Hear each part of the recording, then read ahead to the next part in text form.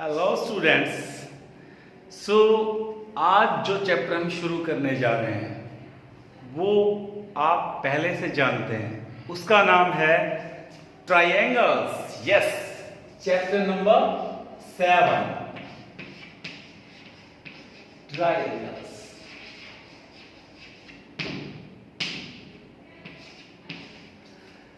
Triangles आप लोगों के लिए कोई नया नाम नहीं है।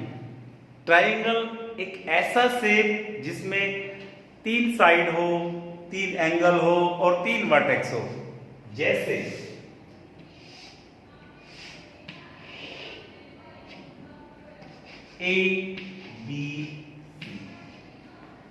ABC नाम का ये ट्रायंगल है। इस ट्रायंगल में साइड कौन कौन सी है? AB, BC, AC, ये है sides. 3 sides are there: angle A, angle B, angle C. Angles A, B, C. What? So triangle is a shape या closely body या a closed shape. Triangle is a closed shape having 3 sides, 3 angles and 3 vertex. Okay, देखिए side AC, BC, AB, 3 sides हो गया। Angle A, angle B, angle C, 3 angle हो गए और 3 vertex 1, 2, 3. It means triangle is a closed 3 sides, 3 angles and 3 vertex. Now next question is कि triangle कितने type का होता है? आपने जनरली क्या देखा कि ट्राइंगल, एक हम ट्राइंगल लेते हैं जो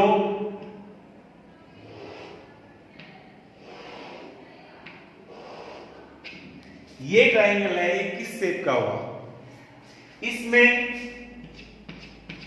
all the sides are same. ऐसा ट्राइंगल जिसमें सारी साइडें सेम होती हैं उसे हम नाम देते हैं इक्विलेटरल ट्राइंगल।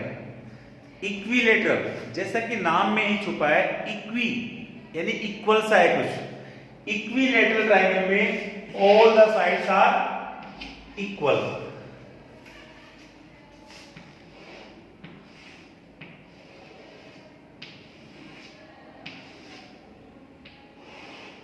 इसमें देखिए, इस ट्राइंगल में 2 sides are equal. A triangle having 2 equal sides is known as isosceles triangle. 2 sides equal होती हैं और 2 एंगल इक्वल होते हैं। ये एंगल 1, 2 इक्वल, इसमें तो सारी साइड इक्वल होती है, 1, 2, 3 सब इक्वल होते हैं। अगर सारे इक्वल हैं तो इक्विलेटरल में अगर सारे एंगल इक्वल हैं तो हम ऐसा बोल सकते हैं कि जब तीनों एंगल इक्वल हैं तो sum of all the angles is 180। So 180 divide by 3, सारे एंगल है ना वो 60 60 के होंगे। यहाँ पे आइसोसेलेस में दोनों एंगल जो भी होंगे लेकिन होंगे इक्वल, दोनों साइडें इक्वल है तो ये दोनों एंगल इक्वल है, ठीक है, वो डिफरेंट मिलेगा। एक होता है स्केलन, इसको हम स्केलन बोल सकते हैं बिकॉज ये अलग है, ये अलग है, ये अलग है।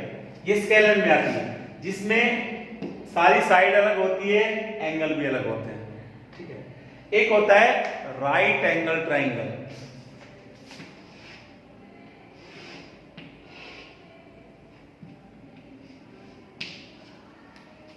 स्टूडेंट्स, राइट एंगल ट्राइंगल की एक खास पहचान होती है कि उसमें एक एंगल जो होता है, एक जो एंगल ये वाला वो 90 डिग्री होता है। राइट स्टैंड फॉर 90 बोला जाता है, एक 90, बाकी ये दोनों जो भी है 30-60 है या 45-45 है, लेकिन इन दोनों का समय वो 90 होगा। क्यों? बिकॉज एक एंगल हमने बता दिया आपको 90 डिग्री, तो तीनों का सम कितना होता है 180, तो तीनों के सम 180 में से यदि हम एक एंगल निकाल लेते हैं तो 180 में से 90 गया तो 90 बचता है, तो 90 इन दोनों का सम 90। ठीक है, कई बार ये ट्राइंगल है वो इसमें दोनों इक्वल आते हैं, राइट एंगल आइसोसेलेस ट्राइंगल भी बोलते हैं इसको, राइट एंगल आइसोसेलेस ट्राइंगल में क्या कि ये दोनों इक्वल होते हैं, तो उस केस में ये दोनों एंगल इक्वल होंगे 1 2, तो इक्वल स्टैंड फॉर इनका सम 90 है और ये दोनों इक्वल है, इसका मतलब है कि दोनों 45 45 के ही होंगे। ठीक है, ये कुछ जनरल डिस्कशन था ट्राइंगल के बारे में। अब हम आते हैं अपने टॉपिक पे। ट्राइंगल का जो पहला हमारा टॉपिक आता है वो आता है कॉन्ग्रुएंट।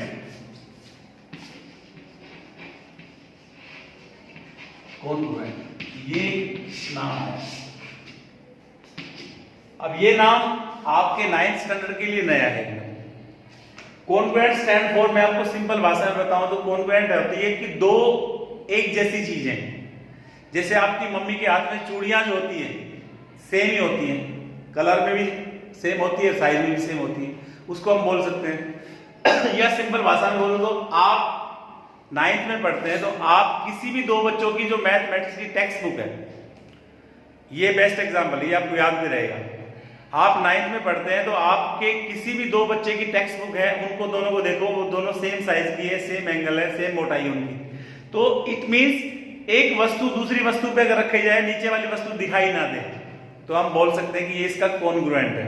ठीक है, वो ट्राइंगल उसके कॉन्ग्रुएंट है या ये बुक इसके कॉन्ग्रुएंट है, ऐसा हम बोल सकते हैं। आगे देखिए,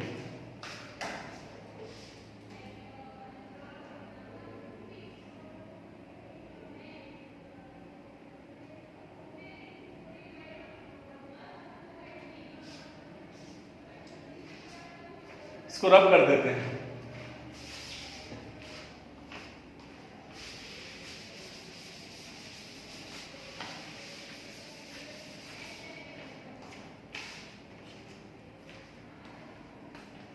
एक ट्राइंगल दूसरी ट्राइंगल के कॉन्ग्रुएंट है।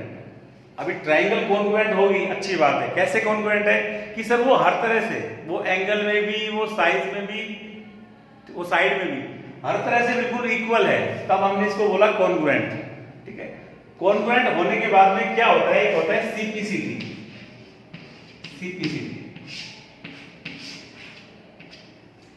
CPCT stand for corresponding parts of congruent triangles. CPCT आपके ट्राइंगल चैप्टर का सबसे इंपॉर्टेंट टॉपिक है। CPCT corresponding parts of congruent triangles. ये कब अप्लाई करना है, अब मैं बता दूं अप्लाई कहां करना है।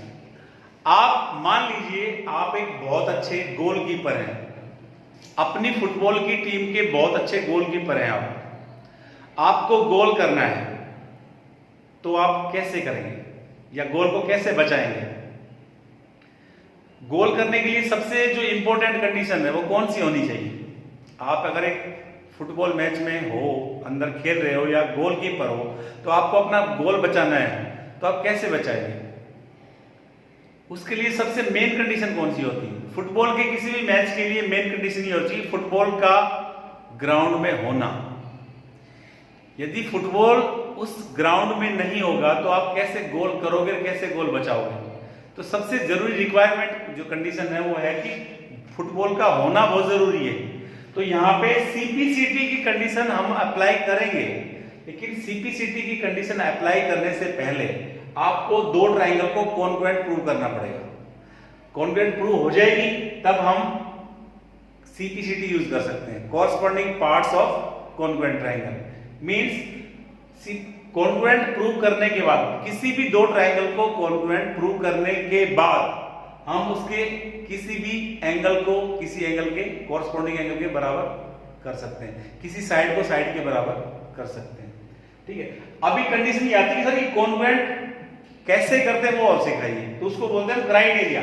Criteria for congruence of triangle. कौन कौन से क्राइटेरियाज होते हैं?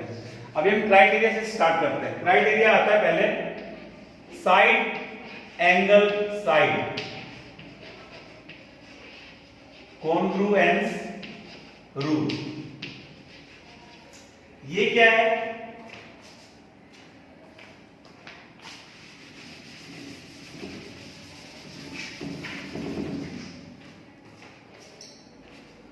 साइड एंगल साइड मींस कि ये तो साफ साफ दिख रहा है कि साइड एंगल साइड, हमें दो साइड चाहिए और एक एंगल चाहिए। देखिए मैं फिगर बना रहा हूं।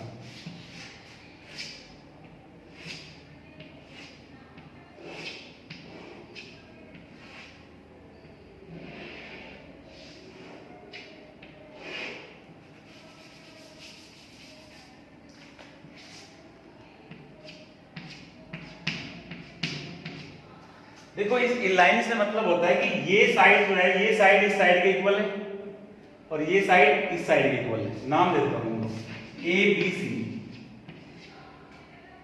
और डी। अभी पहले सबसे पहले हमें ये अप्लाई करना है। ये कैसे अप्लाई करना है? Side angle side. आप इसको गौर से देखिए, ये साइड इस साइड के इक्वल है, मींस मैं नाम दे के बोल सकता हूं। आप देखो ट्राइंगल कौन कौन सी बन रही है? दो ट्राइंगल बन रही है आपकी। इन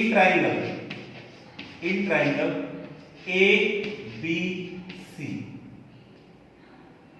ठीक है, ए बी सी, ये हो गया। आप देखो दूसरी कौन सी है? एंड, ए सी वाला डबल वाला तो लेना डी ई, ये ट्राइंगल होगी। आपकी दो ट्राइंगल कौन सी? A B C and D E C. इन दो ट्राइंगल को हम लोग लेकर चल रहे हैं। अब इनको लेकर चलने से क्या क्या हमारे पास गिवन है, क्या हमें करना है? हमें ये कंडीशन अप्लाई करनी है। हम बोलेंगे उसमें, देखिए बेटा, BC is equal to EC। क्या बोलेंगे? ये गिवन है, आप हमें गिवन देकर चल रहे हैं। दूसरी कंडीशन देखिए, AC इज इक्वल टू, ये AC आपका ये BC के इक्वल हो जाएगा, ये भी गिवन है। आपने एक चीज नोट की यहां पे, when the two line intersect each other then, बता रखा है मैंने, अपर वाला लोअर के इक्वल होता है। इसको बोलते हैं vertically opposite angle. Means angle ACB is equal to angle DCE। और क्या बोलोगे? Vertically opposite angle ABC। अब ये हो गया है, तीन कंडीशन आ चुकी है, साइड आ चुकी है, एंगल आ चुका, साइड आ चुका। तो आप अब बोल सकते हो क्या? सो साइड एंगल साइड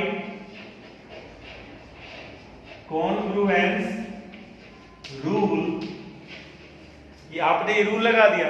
इस रूल के अकॉर्डिंग अब आप बोल सकते हो कि ट्राइंगल आपकी जो है ना, ट्राइंगल आपकी ABC कॉन्ग्रुएंट, ट्राइंगल DEC,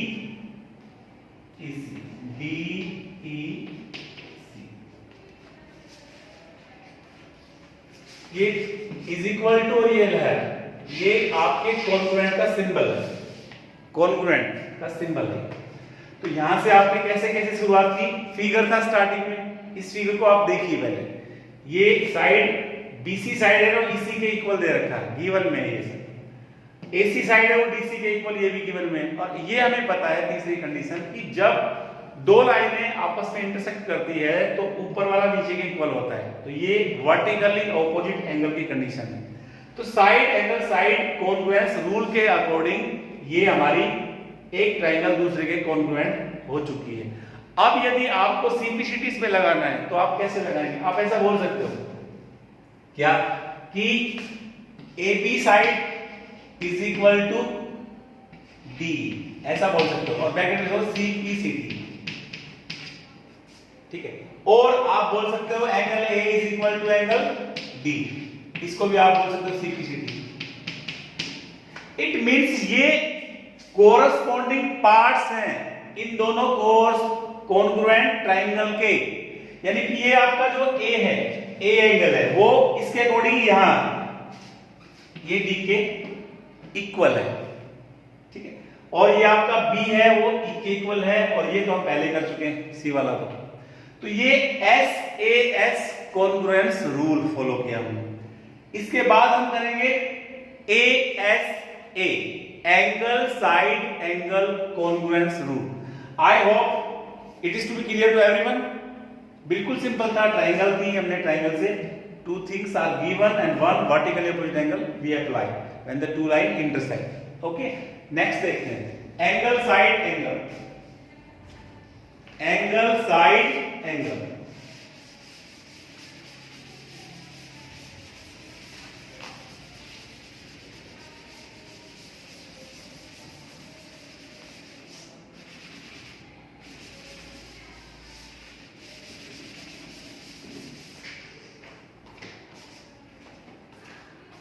इस बार करने वाले हम बेटा एंगल साइड एंगल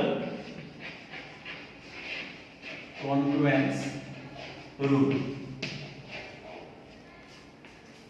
फिगर लो तो मान लीजिए ट्राइंगल है ABC, वन मोर ट्राइंगल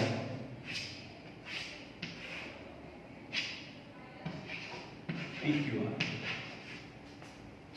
मान लीजिए ये 4 सेंटीमीटर है, ये भी 4 centimetre, it is to be 60, it is also to be 60, और it is to be 70, it is also to be 70। हमें angle side angle congruence rule लगाना है। देखिए वेरी बिगिनिंग में सेम करना है, in triangle ABC and triangle PQR। बेटा starting में जो भी ट्राइंगल हो उन ट्राइंगल के नाम लिखने होते हैं, हम उन ट्राइंगल को लेकर चलते हैं, लास्ट में उन दोनों को कॉन्ग्रुएंट प्रूव कर देते हैं।